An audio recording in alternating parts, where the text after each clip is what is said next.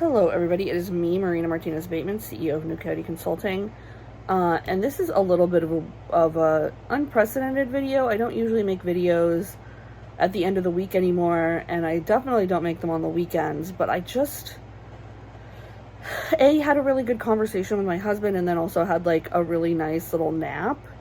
And I don't know. I just feel like I want to talk about this.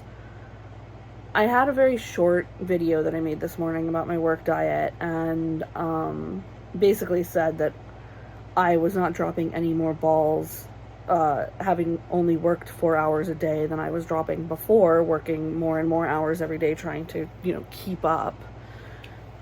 And in fact, this week, when I, incorporated the lessons of the previous 2 weeks of work diet, I was more productive this week than I've been in a long time. And part of that is having priorities and being able to know, like, I have a certain amount of time to get this done, and being able to sort of like budget and plan accordingly has been extremely helpful in me being productive. The other thing is I've been sleeping more and I've also been made, over the last several weeks, I've been made really aware of how much more sleep I need.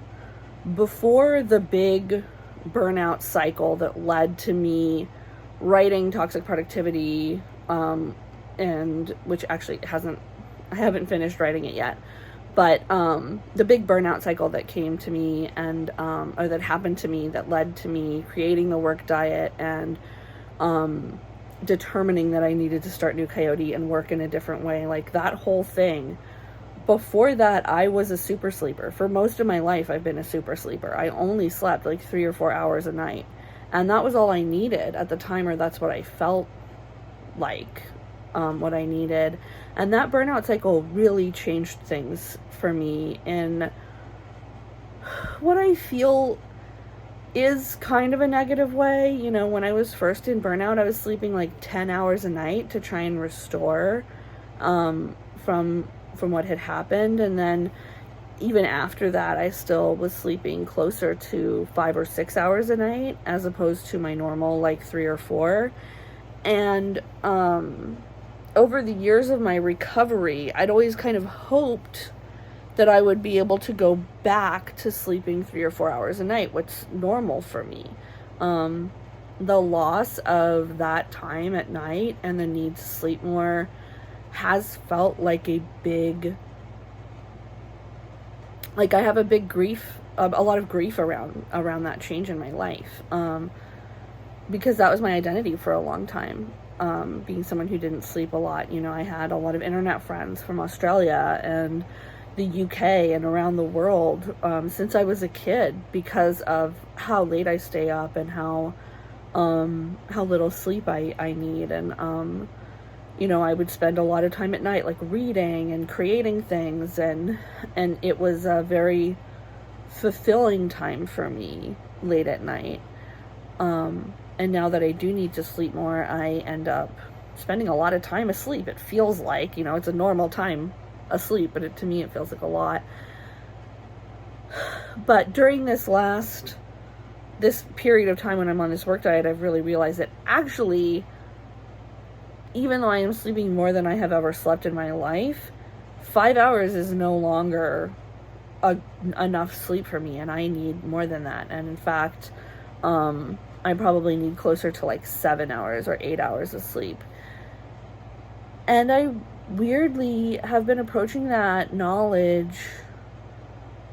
I thought, like, I was worried when I sort of realized that it would make me more sad to have even more of my time needing to be spent asleep. And now I'm realizing that just like I had a really a fulfilling experience of spending nighttime awake for most of my childhood and young adulthood, and even into my 30s, I'm now finding that sleep also gives me a lot. My dreams are really vivid. They frequently help me come around on things and help me realize things that I've been working on. Frequently I experience things in my dreams that I could never experience in real life. I had a very powerful dream several years ago that helped me recover a lot. That was actually a dream of my grandmother apologizing to me for specific things that had happened and that she had done and participated in my childhood. I was raised by my grandmother, for those who don't know, and woke up feeling extremely healed from that dream, and that feeling has like never left me in all these years. So there's that. But the other thing about the work diet that I want to talk about is how uncomfortable it is. I think that, you know, for many of us who consider ourselves to be hard workers, the idea of working extra hours is not difficult. The idea of working well into the night is not difficult. The idea of sort of like staying until it's done, that's fine. That's something that we can do really easily, and other people consider it to be hard work or characterize it as hard work, and so we internalize this identity as hard workers. But this work diet is hard fucking work, you guys. Like, the idea of having to plan, having to delegate, having to be responsible to myself and the commitments that I've made to myself is very hard. And it brings up a lot of feelings of adequacy and inadequacy. And even if the data is there that I am doing better work than I have done in weeks, the emotional hardship of saying no and stopping work and going home and doing something else, frequently things I'm not as good at, like house care, like, or self-care, is so difficult. It's emotionally difficult. And I've been feeling a lot of feelings of, you know, does this affect my self-worth now that I'm only working 4 hours every day, regardless of what I'm producing? Does this affect my feelings of myself? How does this affect my expectations of myself? What I think I should now accomplish in the home or for my own creative or personal pursuits? Because I'm going to tell you, I have done no more labor in the house these last 3 weeks. In fact, I have done less than normal because I've been so exhausted from being responsible to myself to only work 4 hours a day. Like, a work diet is not, it is restorative, it is necessary, it is helping me. I am a better worker and a better manager because of it. I am doing more in my job and things are getting done more easily and in a better way because we have more, I'm doing more processes and not just sort of like fudging it. And also, I am tired. It's hard work. It's hard work to skill up in this way, to be able to skill up to make sure that my product is truly what I mean for it to be and what I know it can be.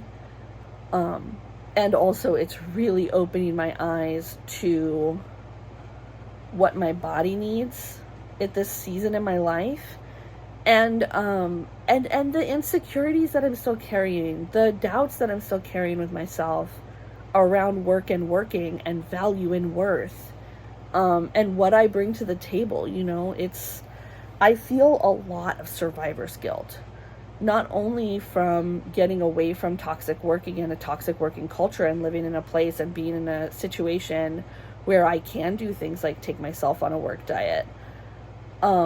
I feel a lot of survivor's guilt also for how I grew up, you know, the trauma of that environment and how that's not true for me anymore, and, you know, poverty and how that's not true for me anymore. And